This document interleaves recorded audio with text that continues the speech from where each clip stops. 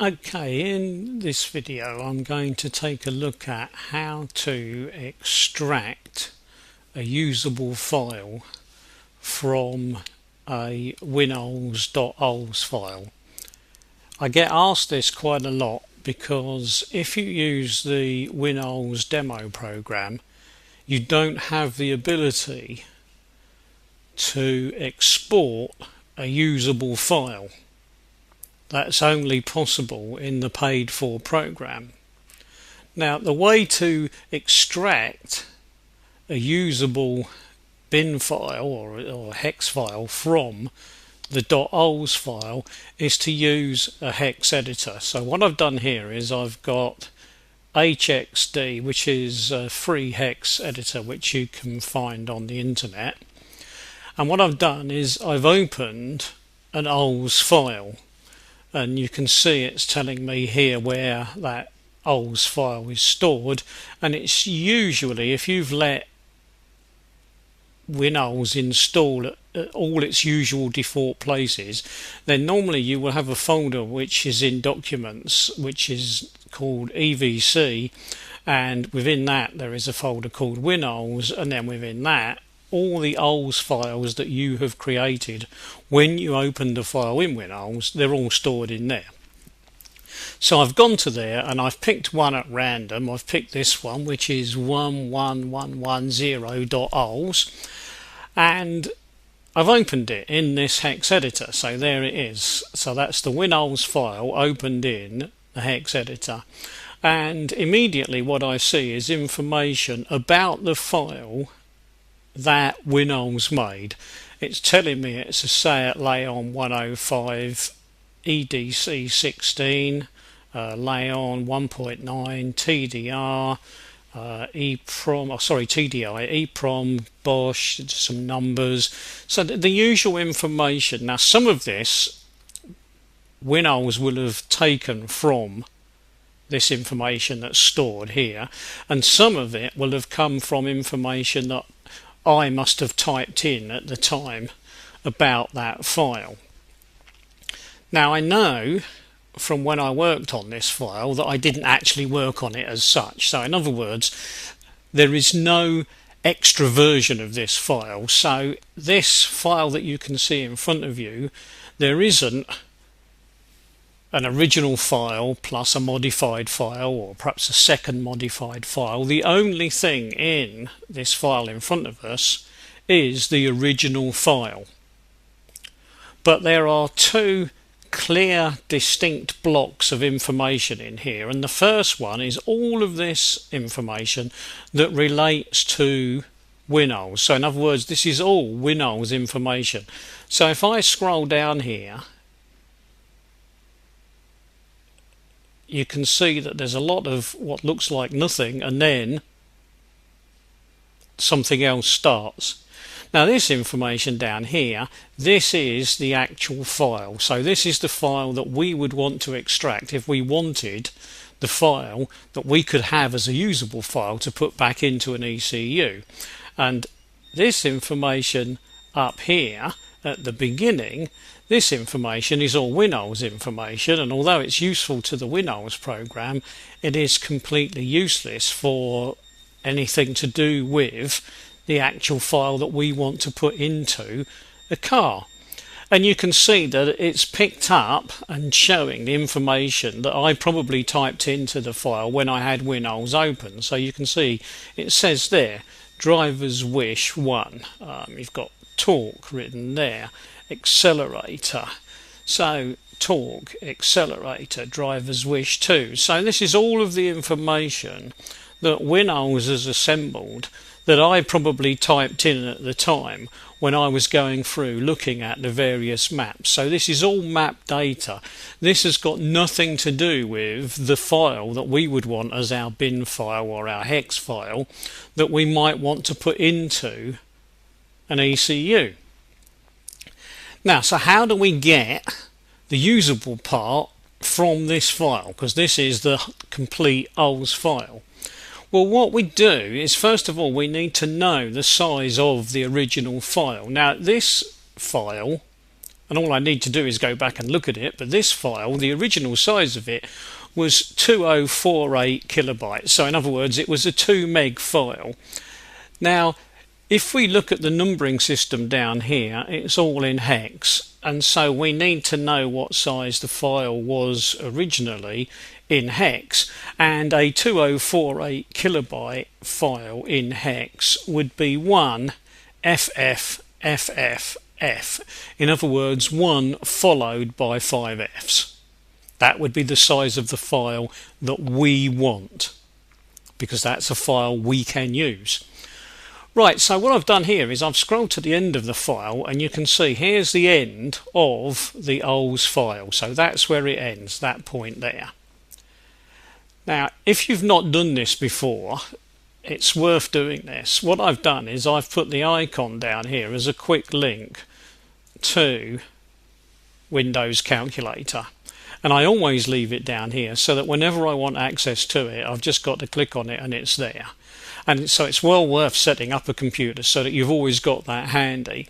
Now, I want to look in hex form, so I don't want decimal, I want a hex. So I click on hex, and what I want to do is put in this number. So I've got 240, so first of all I'll put 240, and then I've got D3, so D3, and the last part, which is where the 0 is here, is this one, which is D, so I need a D. So that is the end address of that file, 240 D3D. Now I want to know the starting point of the usable part of the file, and I know how big the file is, so if I put -1 and then F, F, F, F, F, so there's my 1 followed by 5 Fs, so that's a 2 meg file. So if I put that in there, that's the size of the file that I want, equals, right, it's telling me that I need to go to the start point, which is 40 D3E.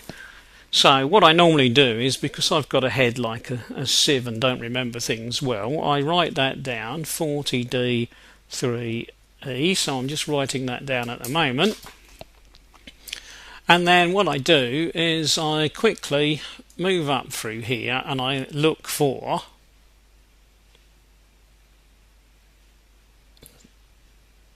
get closer to 40, 44, 40. Right, so there's 40. We're in letters, there we go, 40D. Now sometimes we're in luck in the sense that it looks obvious, and in this case it does look obvious. There is an obvious breaking point here, isn't there? And in fact it's the break point from all this information to all these FFFs is D4, what have we got, 40D3, and if I go across E. So that is the exact point where that file starts.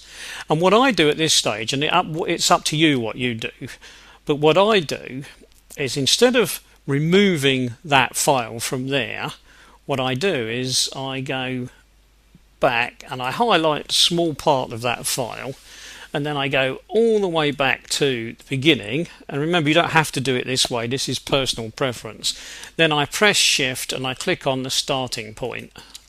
So now everything from the starting point of the hex file back to the beginning is highlighted, and then I right click, delete.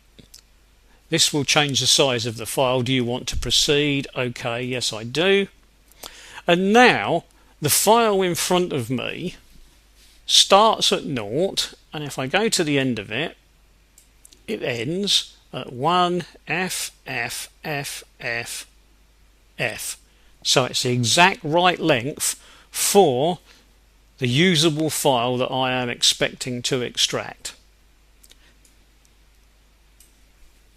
Now, the last part of any .ols file will be the last one that was worked on in WinOls. So in other words, when you open an OLS file in a hex editor, the first section of it will be OLS data. The second section will be the original file. If you saved a modified file, then you will have a third section, which is a modified file. If you made a second modified file, then you will have a fourth section, which is your second modified file.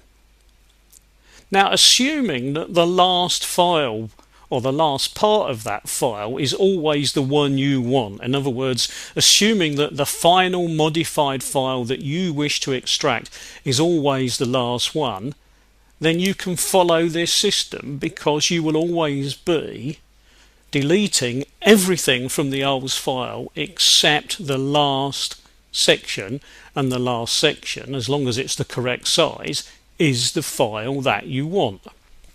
Right, now, having got this file, obviously what I can do is I can click F and I can click Save As, and I can save this file, and instead of saving it as an OLS file, I can save it as pretty much anything I like.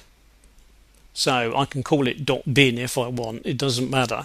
I can save it pretty much as anything I like, as long as my tool that will install the file into an ECU understands that format, then that's the format I can save it in.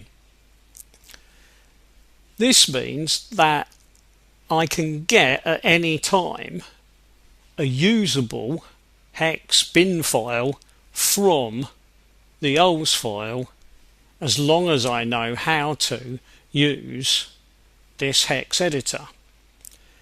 Now, if the file that I want to extract isn't a 2 meg file, let's say it's a 1 meg file, it's 1024 kilobytes, that's not a problem. All I need to do is, when I do that minus part where I minus the size of the file, the size of a 1 meg file will just be FFFFF. So in other words, instead of 1 followed by 5 Fs, it will just be 5 Fs. So as long as you know the size of the file that you want to extract, you can extract it. Of course, you could, if you wanted, just cut the file and leave the original section of the file on the screen in front of you. So you could have left the original information on the screen in front of you and just cut out the section that you wanted. But I find it simpler when I'm working through these to find the start of the part that I want and then delete everything else and then just save the part that I want. So having saved this, I would know that I've got my file. Now, if you're concerned about whether this has worked okay, you don't have to worry, because all you need to do is save this file and then go to wherever you've saved it, click on it and open it in WinOLS.